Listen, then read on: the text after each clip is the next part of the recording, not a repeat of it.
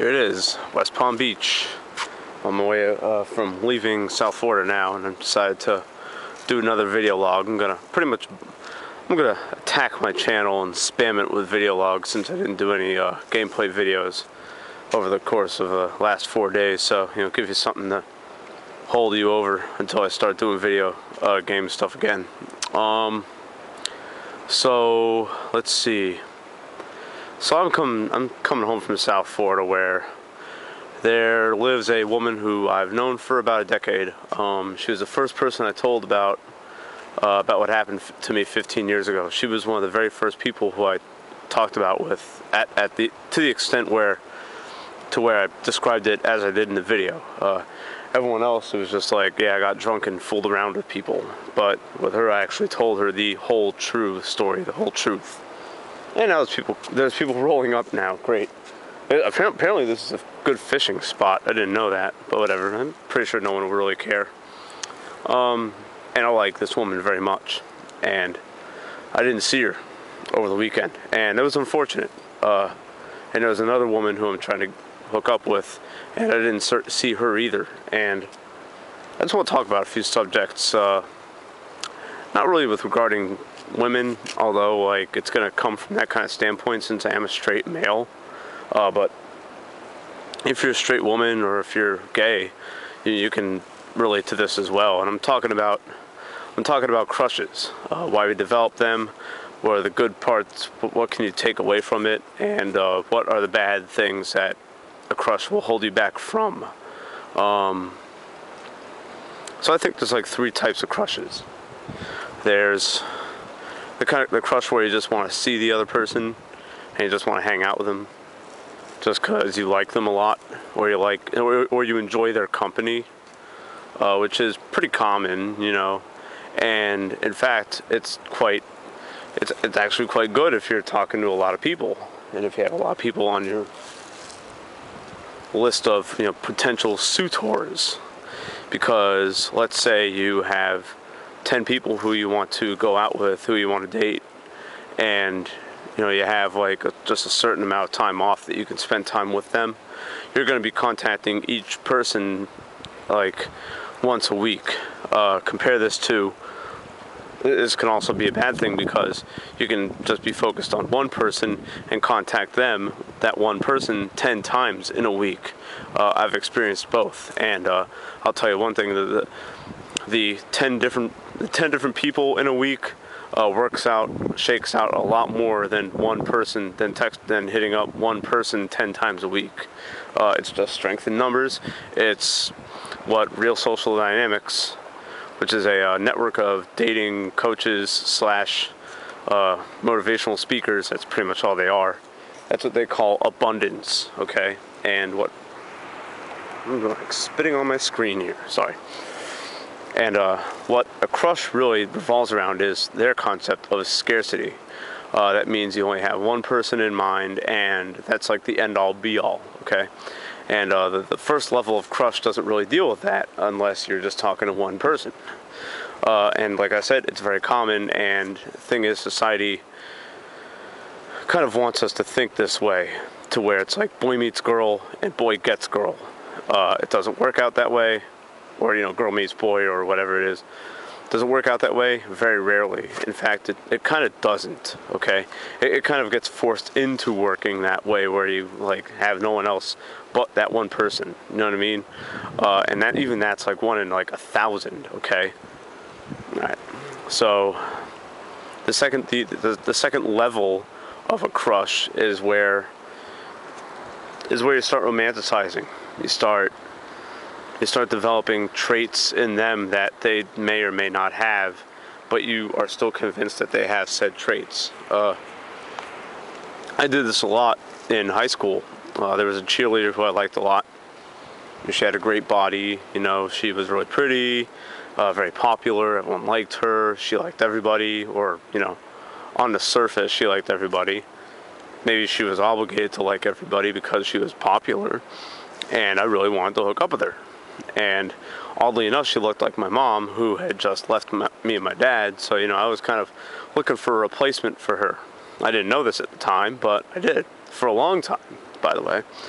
for about, well, I would say about 10 years after my divorce, after my parents' divorce. After my divorce? Yeah, okay.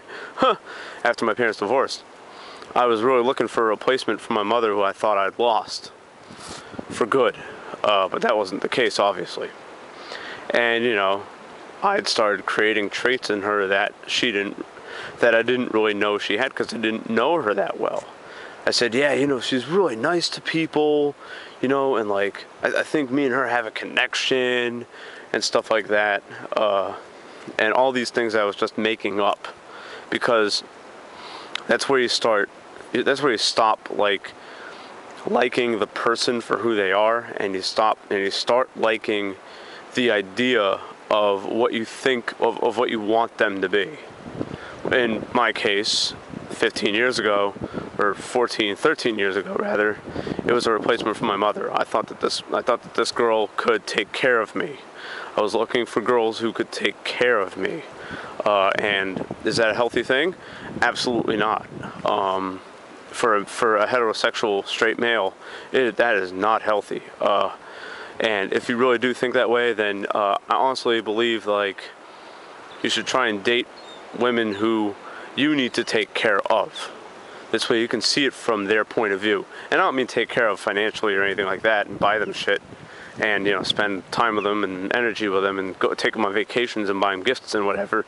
I'm talking about like be their nurturer, be their emotional savior, be their therapist, instead of looking for women to be your therapist. See how it feels when you're taking care of them, and then you'll understand, oh wait, maybe I don't want that in a girlfriend. That's just a little side piece of advice there for myself and others. So yeah. Jesus, can I spit on my screen anymore? Why am I spitting when I talk? Jesus Christ. Anyways. Third stage of the crush. This is where like you get the Law and Order SVU episodes where the guy is like completely obsessed with the girl and sees her in every woman that he encounters and stuff like that, and that's where he like creates a shrine to her and stuff like that, and like actually believes that he's in a relationship with her even though she wants nothing to do with him. This happened with me and the cheerleader in high school as well. I actually almost got expelled because I had creeped out this cheerleader so much that she thought that her life was being threatened, which is delusional bullshit, as was my fondness for her, obviously. And since 2 and 2 don't really go together in that respect, I was facing expulsion. And I actually had to apologize to her and her parents and say, look, I just like this girl a lot, but I realize that she's with somebody, and that's not fair if I try to get in between them. I was reading off a cue card, actually, like someone had told me to write this. Like I saw a therapist at my high school for a couple days, and she wrote down my apology, because I did not know how to relate socially with people back until up until I was like 25. I had no social awareness, okay? And that's a different video for probably today.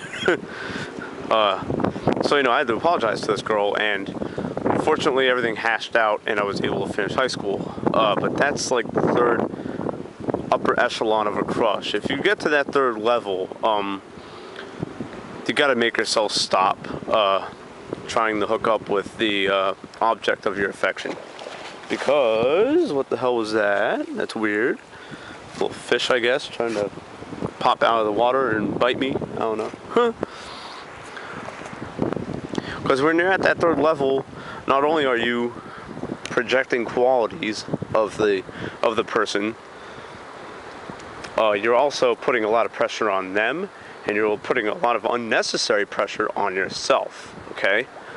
And neither is healthy for anybody, okay? It can ruin friendship, it can ruin potential friendships, it can get you fired from jobs, it can get you expelled from schools, it can do all kinds of stuff, okay? What are some good things about a crush? Well, you can learn a lot. You can learn how to not be needy. You can learn how to be You can learn how to be what I call greedy, not needy. Greedy means watch out for the bird that's about to fly into me. And no. Greedy means, you're trying to date several people at a time. Not trying to date several people at a time, but you have several people on your list of potential suitors, okay? For example, there was a woman up here that I wanted to, or down here that I wanted to see, and I screwed up our plans, and she didn't want to see me. That's fine. And, I felt a little bit bad for it for about a half hour, and then I said, you know what? That's cool, because I was supposed to see her this afternoon, but she decided that she didn't want to see me. That's great. So I'll have other plans, and I'll try and ask out a girl. Well, I'll try to ask out like 5 girls at my job in the coming week. You know what I mean? I'll have other plans. I have other girls, women, chicks on my list. This bird is dangerous. These birds are dangerously close to me right now.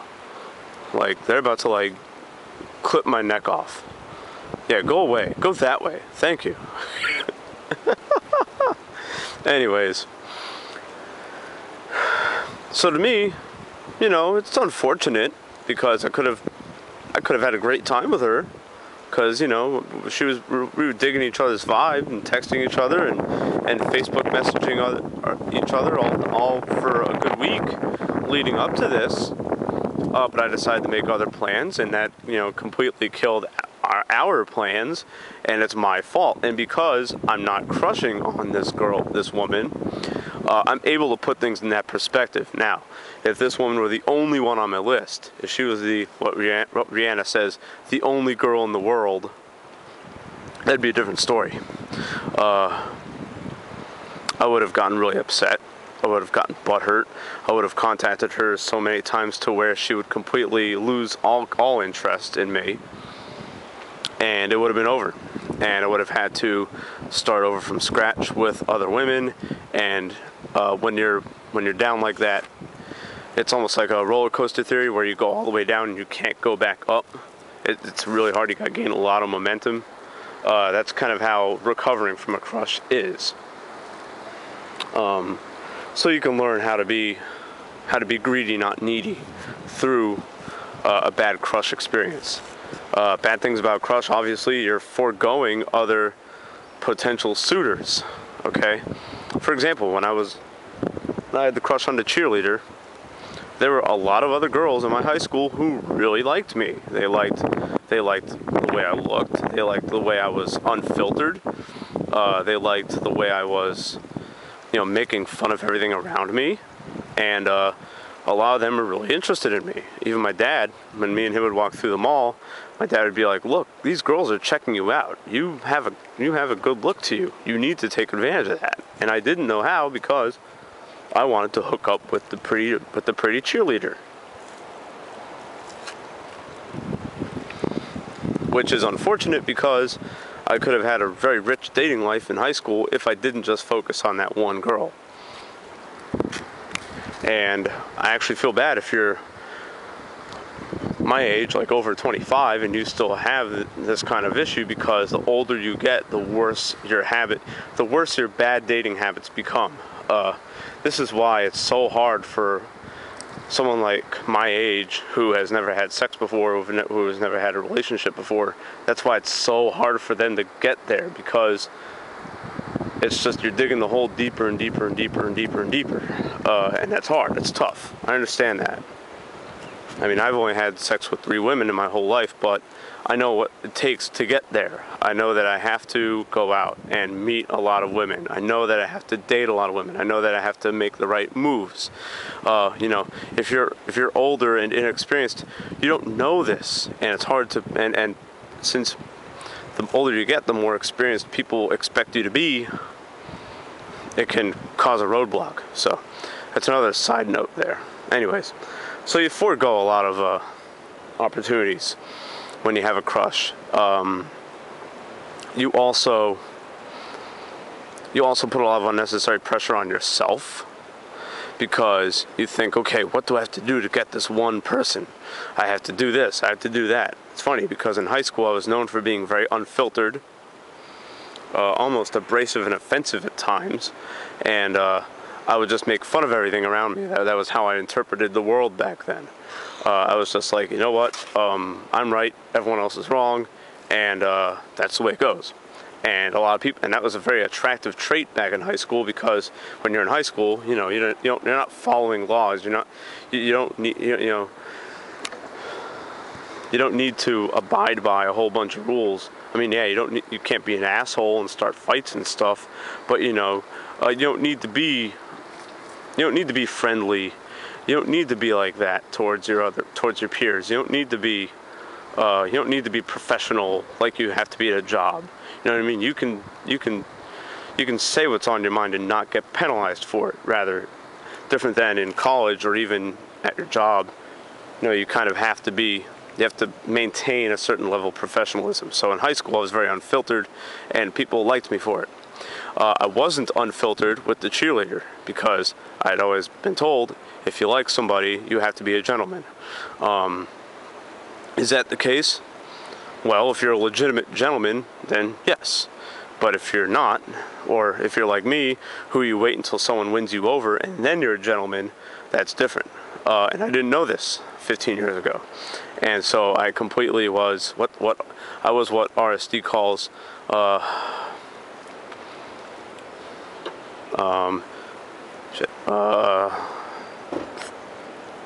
damn it, I'm thinking of the term, but it's not coming to me. Incongruent with the cheerleader. I would be all nice to her, I would compliment her, and all these things that I would normally not do with other women, with other girls. Other girls would be like, wow, you put on enough makeup there? Good God, what's wrong with you? Or if she was wearing like something really skimpy, I'd be like, yo, strip club is that way. Which I do now. But then, then I'd say, oh, I'm just joking, and I do that now. I didn't do that when I was in high school, but it didn't really matter. You could be irreverent in high school and not get penalized for it, like I said before. But to the cheerleader, I didn't say that. I didn't be like, oh, hey, what's up, Miss Popular? How are you in your popular little clique? Am I good enough to be in your clique? Which is quite hilarious. I'm pretty sure she would laugh her ass off at that and be like, oh, you're good. And that kind of stuff. But I didn't do that because I put unnecessary pressure on myself. So there you go. I'm gonna get the hell out of here because I hear a lot of splashing around me. I think a fish is gonna like jump up and bite me in the nuts, and I don't want to do that. And I don't want to be creeping out the people who are filing in here. There's a lot of people filing in here, getting ready to go fishing this morning. So, and I gotta get my ass up to Tallahassee. So I will talk to all of you later. I'll do another video log later on. It's going to be probably a direct response to 15 years later. If you haven't watched 15 years later, I recommend you do so. It's very explicit, so be a decent human being. Act like an adult. But if you're not comfortable with that kind of content, then it's cool. But anyways, all right, I'm out of here. Keep being awesome. Hopefully a bird won't fly into me on the way to my car. And I'm out of here. Peace.